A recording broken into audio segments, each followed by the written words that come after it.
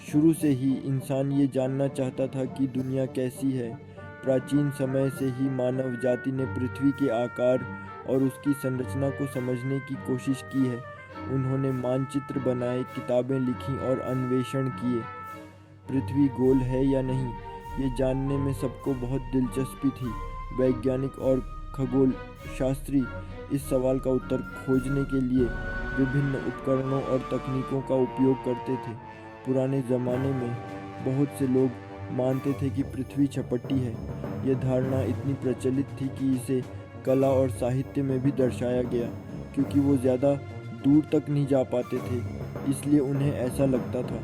समुद्री यात्राओं और अन्वेषणों की सीमाओं के कारण लोग ये मानते थे कि पृथ्वी का अंत कहीं न कहीं है। उन्हें लगता था कि पृथ्वी एक बड़ी सी थाली जैसी है, जिसके चारों तरफ पानी और ऊपर आसमान है। इस विचार ने कई सभ्यताओं के विश्व दृष्टिकोण को प्रभावित किया। मेसोपोटामिया में लोग सोचते थे कि पृथ्वी एक चपटी डिस्क है जो पानी से घिरी हुई है। उनके अनुसार ये डिस्क एक विशाल महासागर में तैर रही थी। यहाँ तक कि उनके धार्मिक किताबों में भी यही लिखा था। धार्मिक ग्रंथों और मिथकों में इस विचार को समर्थन मिला, जिससे यह और भी मजबूत हुआ। उसी तरह मिस्र के लोग मानते थे कि पृथ्वी देवी नट के ऊपर है और तारे उनके शरीर पर हैं। मिस्र की पौराणिक कथाओं में नट को आकाश की देवी माना जाता था। उनका मानना था कि सूर्य देवरा हर दिन नट के ऊपर से गुजरते हैं, इसीलिए दिन और रात होते हैं।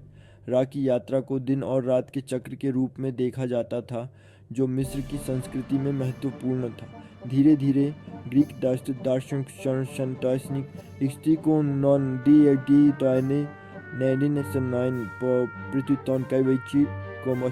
के गोल होने का विचार प्रस्तुत किया। पाइथागोरस और अरस्तु जैसे विचारकों ने तर्क और खगोल विज्ञान के माध्यम से इस सिद्धांत को समर्थन दिया। उन्होंने देखा कि पृथ्वी की छाया चंद्र ग्रहण के दौरान गोल होती है और यह निष्कर्ष निकाला कि पृथ्वी भी गोल होनी चाहिए। इसने वैज्ञानिक दृष्टिकोण को बदल दिया और नई खोजों के लिए मार्ग प्रशस्त किया। अंततः कोलंबस और मैगेलन जैसे अन्वेषकों ने पृथ्वी की गोलाई को साबित करने के लिए लंबी यातायात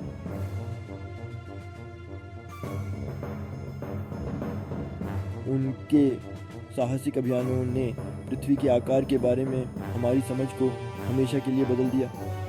आज हम उपग्रह चित्रों और अंतरिक्ष यात्रियों की मदद से जानते हैं कि पृथ्वी वास्तव में गोल है। विज्ञान और प्रौद्योगिकी ने हमें हमारे ग्रह के बारे में गहराई से समझने में मदद की है। पृथ्वी के आकार की यह यात्रा हमें दिखाती है कि कैसे मानव जिज्ञासा और अन्वेषण ने हमारे ज्ञान को विस्तारित किया है।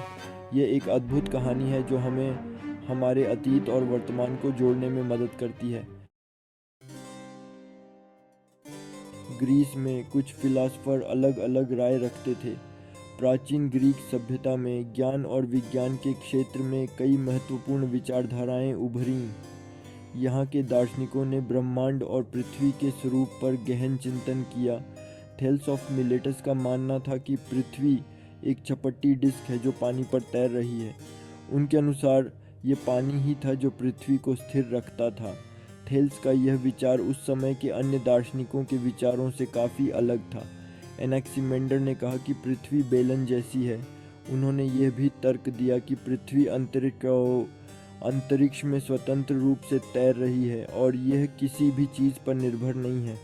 एनाक्सिमेंडर के इस विचार ने खगोल विज्ञान के क्षेत्र में एक नई दिशा दी, लेकिन पाइथागोरस ने 6ठी शताब्दी ईसा पूर्व में ही कह दिया था कि पृथ्वी गोल है। पाइथागोरस ने अपने गणितीय सिद्धांतों के आधार पर यह निष्कर्ष निकाला। उनके अनुसार गोलाकार पृथ्वी ही ब्रह्मांड के नियमों के अनुरूप थी। उनका तर्क था कि चांद और सूर्य ग्रहण में पृथ्वी की परछाई गोल दिखती है, इसका मतलब पृथ्वी गोल है। पाइथागोरस ने यह भी कहा कि ग्रहण के समय पृथ्वी की छाया का गोलाकार होना इस बात का प्रमाण है कि पृथ्वी गोल है। प्लेटो, एक और फिलासफर, ने भी कहा कि पृथ्वी गोल है। प्लेटो ने अपने शिक्षक पाइथागोरस के विचारों को आगे बढ़ाया और उन्हें और भी निश्चित रूप में प्रस्तुत किया। उनके अनुसार पृथ्वी का गोलाकार होना ब्रह्मांड की संरचना का एक महत्वपूर्ण हिस्सा था। प्लेटो के शिष्य अरस्तु ने कुछ चीज़ें देखीं जिससे उन्हें लगा कि पृथ्वी सचमुच गोल है। अरस्तु ने अपने अवलोकनों के आधार पर यह निष्कर्ष निकाला। उन्होंने देखा कि जब हम दक्षिण की ओर जाते हैं तो नए तारे दिखाई देते हैं। उन्होंने देखा कि दक्षिण की तरफ जाने पर नए तारे दिखते हैं, जिसका मतलब है कि पृथ्वी गोल है। अरस्तु ने यह भी देखा कि उत्तरी और दक्षिणी गोलार्ध में तारे अलग अलग होते हैं, जो पृथ्वी के गोलाकार होने का एक और प्रमाण है। अरस्तु ने यह भी देखा कि चांद ग्रहण में पृथ्वी की परछाई हमेशा गोल होती हैं, जो साबित करता है कि पृथ्वी गोल है। उन्होंने यह भी तर्क दिया कि अगर पृथ्वी सपाट होती तो उसकी छाया हमेशा गोल नहीं होती। इस प्रकार अरस्तु के अवलोकनों ने पृथ्वी के गोलाकार होने के सिद्धांत को और भी मजबूत किया। भारत के पुराने ग्रंथों में भी पृथ्वी के बारे में बहुत कुछ लिखा है। इन ग्रंथों में न केवल धार्मिक और आध्यात्मिक ज्ञान है, बल्कि वैज्ञानिक तथ्यों का भी उल्लेख मिलता है। ऋग्वेद में पृथ्वी को पहिया यानी चक्र की तरह बताया गया है। यही उल्लेख इस बात का प्रमाण है कि प्राचीन भारतीयों को पृथ्वी के गोलाकार होने का ज्ञान था। ये इस बात का संकेत हो सकता है कि पहले के लोग जानते थे कि पृथ्वी गोल है।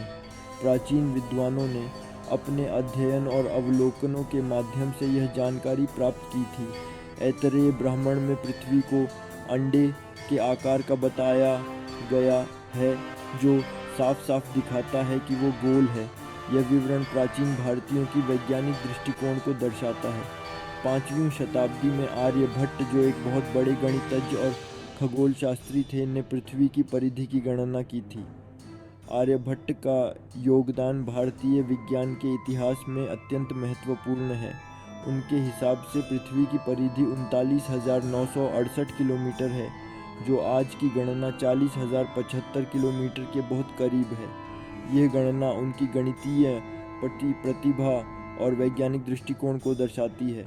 आर्यभट्ट ने यह भी बताया था कि पृथ्वी अपनी धुरी पर घूमती है, जिससे दिन और रात होते हैं।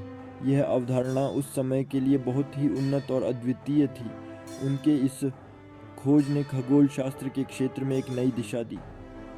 प्राचीन भारत के वैज्ञानिकों ने न केवल पृथ्वी के आकार और गति के बारे में जानकारी दी, बल्कि उन्होंने खगोल शास्त्र के अन्य महत्वपूर्ण पहलुओं पर भी गहन अध्ययन किया।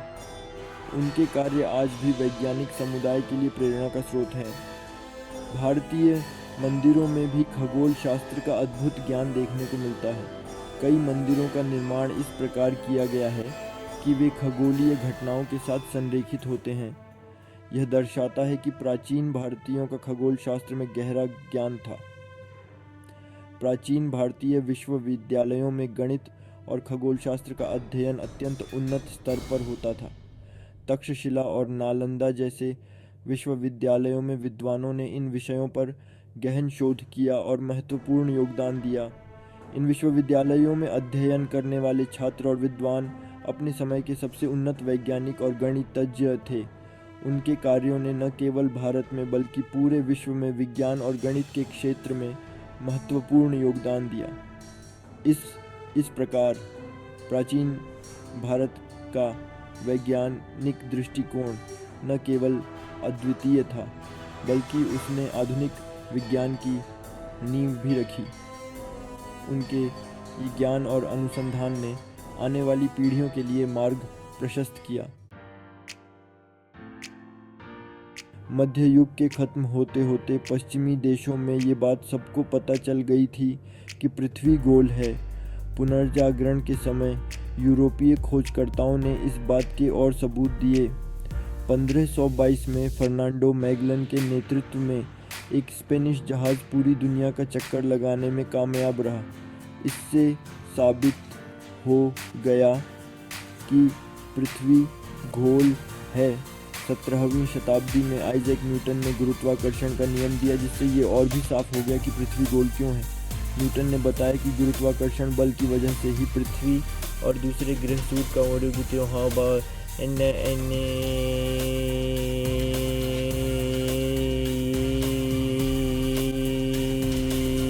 respectable nung loluku unundupanine